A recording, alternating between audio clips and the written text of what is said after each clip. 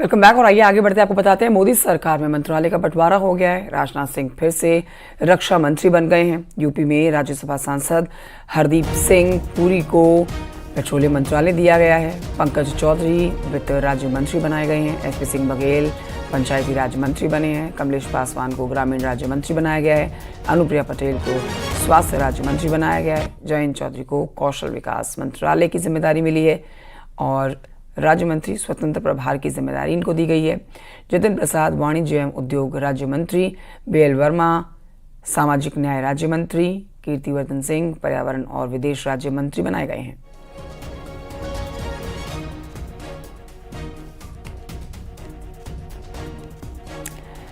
तो ये बड़ी जानकारी आपको दे रहे हैं। और देखिए, जो कयास लगाए जा रहे थे बड़े मंत्रालय अपने पास रखेगी बीजेपी, जो अहम मंत्रालय हैं वो अहम मंत्रालय मोदी यानी कि बीजेपी ने अपने पास रखे हैं और उन मंत्रालयों पर उन्हीं चेहरों को फिर से मौका दिया गया है 5 साल बड़ी जिम्मेदारी निभाने का, जो 2019 में आपने देखी। मतलब रक्षा मंत्री एक बार फिर से राजनाथ सिंह बने हैं, गृह मंत्री की जिम्मेदारी एक बार फिर से अमित शाह के कंधों पर, वित्त मंत्रालय फिर से गया है निर्मला सीतारमण के पास।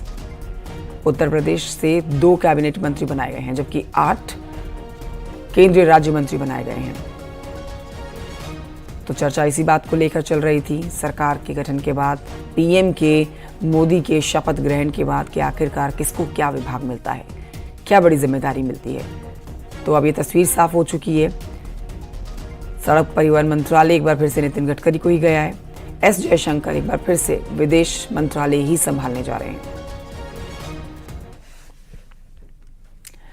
तो देश में तीसरी बार मोदी सरकार बन चुकी है। नई सरकार में पीएम मोदी समेत कुल 72 मंत्रियों ने शपथ ली। आज मंत्रियों को उनके विभागों के बंटवारे भी कर दिए गए। अब पीएम मोदी नए कुछ पुराने चेहरों पर जो भरोसा जता के 5 साल और सरकार को जो चलाने वाले हैं, उसमें नए चेहरों को जो मौका दिया गया है, उस पर ये रिपोर्ट देखिए।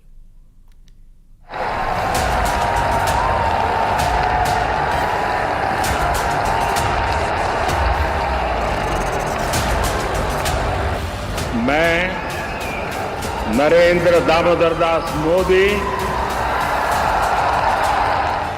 मोदी की टीम में सबकी भागीदारी के साथ अब सबको जिम्मेदारी मिल चुकी है। मोदी मंत्रिमंडल में विभागों का बंटवारा हो चुका है और कद के हिसाब से मंत्रियों को कमान सौंपी जा चुकी है। अपने तीसरे कार्यकाल में सबसे बड़े टारगेट भारत को तीसरी अर्थव्यवस्था बनाने के लिए पीएम मोदी ने जिम्मेदारी के हिसाब से मंत्रियों का चयन किया है और करीब करीब पुराने चेहरों पर ही नया दांव खेला है। अमित शाह फिर गृह मंत्री बनाए गए, राजनाथ सिंह फिर रक्षा मंत्री बनाए गए, जेपी नड्डा स्वास्थ्य मंत्री बनाए गए, निर्मला सीतारमण वित्त मंत्री बनी रहेंगी, एस जयशंकर को विदेश मंत्रालय दिया गया, नितिन गडकरी को सड़क परिवहन मंत्रालय, अश्विनी वैष्णव को रेल और सूचना प्रसारण मंत्री बनाया गया, धर्मेंद्र प्रधान को शिक्षा मंत्रालय दिया गया। मोदी के मंत्रिमंडल की तस्वीर हूबहू पहले जैसी है। हालांकि कुछ चेहरे ऐसे भी हैं जिन्हें पहली बार मोदी कैबिनेट में जगह मिली है।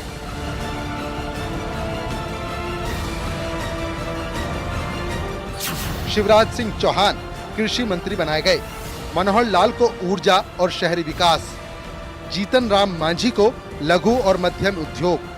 मोदी की नई टीम बिल्कुल बैलेंस है। जहां कुछ विभागों के मंत्री बदले हैं तो कुछ को अलग जिम्मेदारी दी है। किरेन रिजिजू संसदीय कार्य मंत्री बनाए गए, पीयूष गोयल वाणिज्य मंत्री बनाए गए, अजय टम्टा सड़क परिवहन के राज्य मंत्री, हर्ष मल्होत्रा भी सड़क परिवहन राज्य मंत्री, श्रीपद नाइक को ऊर्जा राज्य मंत्री, तोखन साहू को आवास राज्य मंत्री बनाया गया, शोभा करंदलाजे को लघु और मध्यम उद्योग राज्य मंत्री। यानी मोदी की टीम अब पूरी तरह से तैयार हो चुकी है उस लक्ष्य को पाने के लिए जो पीएम मोदी ने रखा है। वो लक्ष्य है भारत को तीसरी सबसे बड़ी अर्थव्यवस्था बनाना और 2047 तक भारत को विकसित राष्ट्र बनाना। Bureau report, news 18।